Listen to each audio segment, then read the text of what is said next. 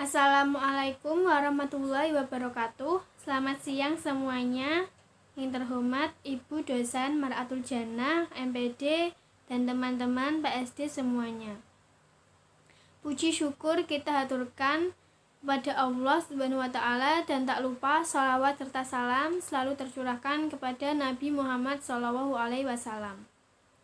Kami dari kelompok 2 yang terdiri dari saya, Asyifa Fadilah, sebagai moderator dan pemateri pertama. Dan yang kedua ada Evi Saadah sebagai pemateri kedua. Dan yang ketiga ada Ardila Justika Salsabila sebagai pemateri ketiga dan penutup. Pada hari ini kami akan mempresentasikan hasil diskusi kelompok kami yang berjudul Ragam Bahasa. Nah, untuk penjelasan lebih lanjut, marilah kita simak dengan seksama penjelasan dari kelompok kami. Ragam bahasa. Apa itu ragam bahasa? Ragam bahasa adalah variasi bahasa menurut pemakaian yang berbeda-beda, menurut topik yang dibicarakan, menurut hubungan pembicara, kawan bicara, orang yang dibicarakan, serta menurut medium pembicara. 2. Penggunaan ragam bahasa formal. Apa itu penggunaan ragam bahasa formal? Ragam bahasa formal adalah ragam bahasa yang biasa digunakan dalam lingkungan resmi, seperti pemerintahan, pendidikan, perusahaan. Ciri-ciri ragam bahasa formal menurut Haji Yakub Nasution dan kawan-kawan sebagai berikut. 1. Menggunakan gramatikal secara eksplisit dan konsisten. 2. Menggunakan imbuhan secara lengkap. 3. Menggunakan kata ganti resmi. 4. Menggunakan kata baku. 5. Menggunakan ejaan yang disempurnakan. 6. Menghindari unsur kedaerahan. Saya Evi Saadah dengan NIM 108 akan menjelaskan penggunaan ragam tulis dan lisan. Ragam tulis adalah bahasa yang dihasilkan dengan memanfaatkan tulisan dengan huruf sebagai unsur dasarnya dengan tuntutan adanya kelengkapan unsur tata bahasa.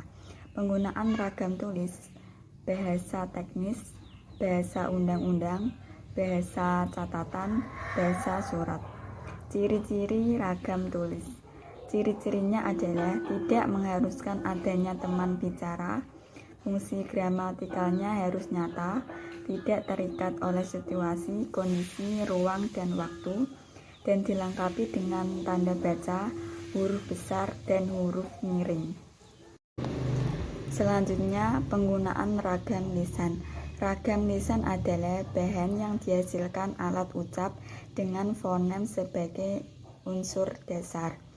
Penggunaan ragam lisan ialah bahasa cakapan, bahasa pidato, bahasa kuliah, dan bahasa panggung.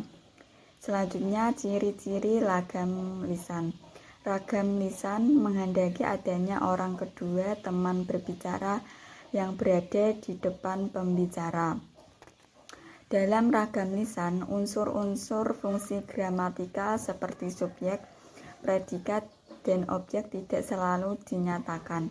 Unsur-unsur itu kadang-kadang dapat ditinggalkan.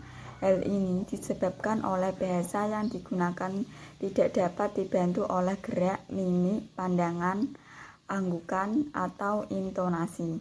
Ragam lisan sangat terikat pada kondisi, situasi, ruang, dan waktu.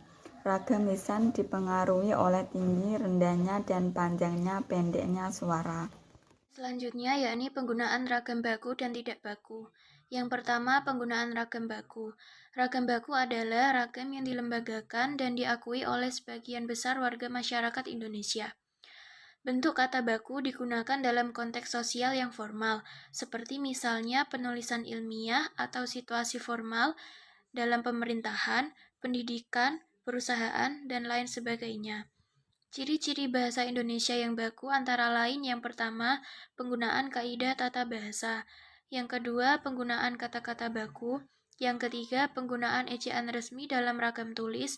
Yang keempat, penggunaan lafal baku dalam ragam lisan. Dan yang terakhir, penggunaan kalimat efektif. Yang kedua, Penggunaan ragam tidak baku. Ragam tidak baku adalah ragam yang tidak dilembagakan dan ditandai dengan ciri-ciri yang menyimpang dari norma ragam baku. Penggunaan bahasa Indonesia tidak baku ini berfungsi sebagai alat komunikasi antar sahabat, antar golongan, dan antar keluarga. Contoh kata tidak baku yang pertama, kata-kata dari dialek-dialek bahasa Indonesia yang ada. Yang kedua, kata-kata serapan bahasa daerah yang belum diterima.